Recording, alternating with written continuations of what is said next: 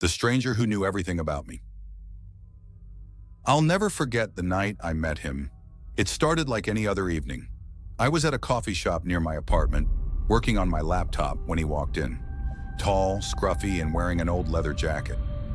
He stood in line for a moment, glancing around the shop, then made his way to the counter. It was his eyes that first caught my attention. There was something unsettling about them, like they knew things about me, things no one should. But I brushed it off, thinking it was my overactive imagination. He walked up to the counter, ordered a coffee, and sat at the table next to mine. I didn't think much of it until he spoke.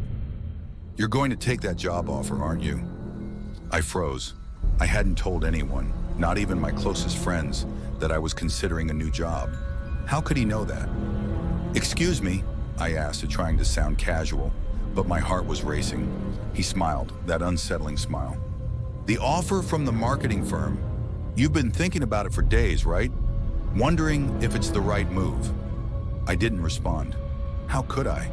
He was right, but there was no way he could have known. I didn't even know his name. Before I could ask how he knew, he leaned in closer. "Don't take it. It's not the right choice. Something bad will happen if you do." I felt a chill run down my spine. "How do you know that?" I whispered.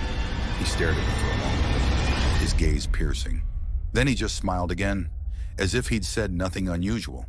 "Trust me, you don't want to go down that path." With that, he stood up and walked out of the coffee shop, disappearing into the evening.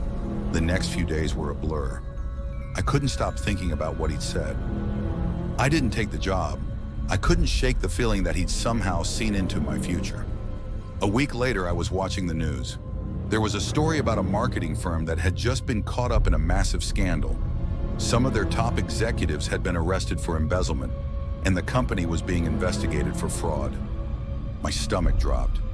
I couldn't help but think of that strange man and his warning, but then it hit me. How could he have known that would happen?